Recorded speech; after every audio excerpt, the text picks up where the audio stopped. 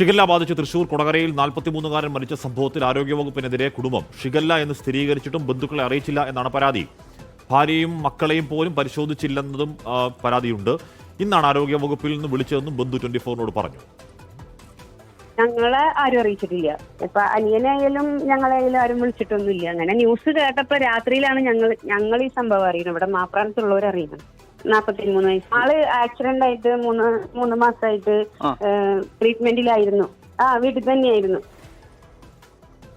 ഇന്നലെയാണ് ഷിഗല്ല ബാധിച്ച് 43-കാരന്റെ മരണം. ശ്രീത് ശിവമാനുകളും ചെയ്യുന്നു. ശ്രീത്ത്, കുറേയധികം മരണങ്ങൾ ഷിഗല്ല ബാധിച്ച് തന്നെ ഉണ്ടാകുന്നു. പക്ഷേ നിപ്പയുമായി മാരക സ്വഭാവത്തിൽ ഒരു കമ്പാരിസൺ ഇല്ല എന്ന് പറയുമ്പോൾ പോലും ഒരാളെ ബാധിച്ചാൽ അവരുടെ കുടുംബാംഗങ്ങൾക്കുള്ള പരിശോധനയൊക്കെ മാൻഡേറ്ററി അല്ലേ? എന്തുകൊണ്ട് അത് ഉണ്ടായില്ല എന്നാ പറയുന്നത് ശ്രീത്?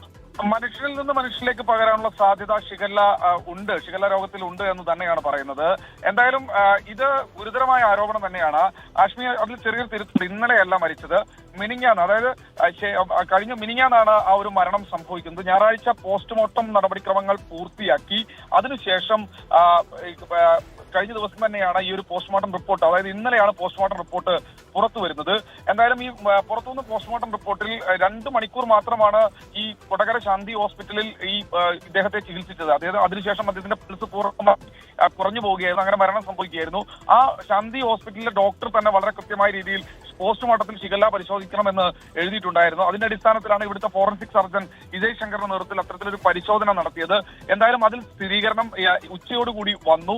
അതിനുശേഷം അടിയന്തരമായി ചെയ്യേണ്ടത് ഈ കുടുംബത്തെ അറിയിക്കുക, അവരെ വേണമെങ്കിൽ എന്തെങ്കിലും ലക്ഷണങ്ങൾ ഉണ്ടോ എന്ന് അവർക്ക് പരിശോധന നടത്തുക എന്ന കാര്യമാണ്. അതെന്തായാലും ആരോഗ്യവകുപ്പിന്റെ ഭാഗത്തുനിന്ന് കിട്ടിയിട്ടില്ല. അവർ ആ റിപ്പോർട്ട് തിരുവനന്തപുരത്തേക്ക് അവരുടെ ആസ്ഥാനത്തേക്ക് അയക്കുക മാത്രമാണ് ചെയ്തത്. ശേഷം പോർട്ടലിൽ അത് രേഖപ്പെടുത്തി.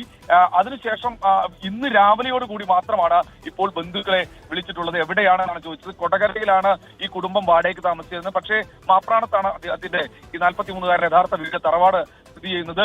അവിടെയാണ് ആ സംസ്കാര ചടങ്ങുകൾ അടക്കം ആ പള്ളിയിലാണ് നടന്നത്. എന്തായാലും ഈ വീട്ടുകാരെല്ലാവരും ഉള്ളത് ഇപ്പോൾ ഈ മാപ്രാണത്തെ അദ്ദേഹത്തിന്റെ തറവാട്ടിലാണ്. അവിടെ വന്ന് ഭാര്യയും മക്കളെയും അദ്ദേഹത്തിനോടൊപ്പം ഉണ്ടായിരുന്ന ആളുകളെയും ഒന്നും തന്നെ പരിശോധിക്കാൻ തയ്യാറായിട്ടില്ല. ഇന്ന് പരിശോധിക്കുമെന്നാണ് DMO പറയുന്നത്. ഇതിനും 1.5 ആഴ്ച മുൻപ് ഒരു പിറന്നാൾ സൽക്കാരത്തിൽ ഈ 43-കാരൻ പങ്കെടുത്തു എന്ന് പറയുന്നു. ഇനി അവിടുത്തെ കാറ്ററിംഗുമായി ബന്ധപ്പെട്ട എന്തെങ്കിലും പ്രശ്നമാണോ എന്നുകൂടി പരിശോധിക്കുന്നുണ്ട് എന്ന് DMO പറയുന്നുണ്ട്. എന്തായാലും പക്ഷേ ആരോഗ്യ വകുപ്പിന്റെ ഭാഗത്ത് ഗുരുതരമായ വീഴ്ചയാണ്. വെള്ളം ശേഖരിക്കണം, അല്ലെങ്കിൽ എന്താണ് സംഭവിച്ചത് എന്നതിനെ കുറിച്ച് കൃത്യമായി ഈ ബന്ധുക്കളോട് ചോദിക്കണം. എവിടെയൊക്കെ പോയി എന്നതിനെ കുറിച്ചുള്ള ഒരു ഡാറ്റ തയ്യാറാക്കണം, ആ ഒരു റൂട്ട് മാപ്പ് തയ്യാറാക്കണം. അതൊന്നും തന്നെ എന്തായാലും ഈ വിഷയത്തിൽ ഉണ്ടായിട്ടില്ല. ഗുരുതരമായ വീഴ്ചയാണ്. ബന്ധുക്കളെ അറിയിക്കുക എന്ന പ്രാഥമികമായ കാര്യം പോലും അതിൽ കൃത്യമായ വൈകൽ നടന്നിട്ടുണ്ട് എന്ന് തന്നെയാണ് മനസ്സിലാക്കുന്നത്. ഓക്കെ, അപ്പോൾ അത് ഗുരുതരമായി ഉന്നയിക്കുന്നത് ഷിഗല്ല വ്യാപനത്തിന്റെ ഒരു ആശങ്ക വേണ്ട, ജാഗ്രത മതി എന്നൊക്കെ പറയുമ്പോൾ പോലും അത് പടരുന്നുണ്ട്. വളരെ ചെറുപ്പക്കാരായ 20 വയസ്സുകൾ പ്രായമുള്ള ആൾക്കാരുടെ അടക്കം ജീവൻ എടുക്കുന്നുണ്ട്.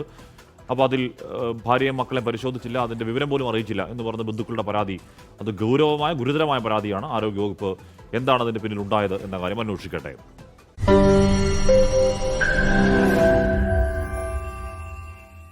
ലോകത്തെവിടെയായാലും ഏത് സമയത്തും 24 വാർത്തകളും ഓഗ്മെന്റഡ് റിയാലിറ്റി പാക്കേജുകളും എക്സ്പ്ലെയിനറുകളും വിശദമായി കാണാൻ ഞങ്ങളുടെ YouTube ചാനൽ നിങ്ങൾക്ക് സബ്സ്ക്രൈബ് ചെയ്യാം.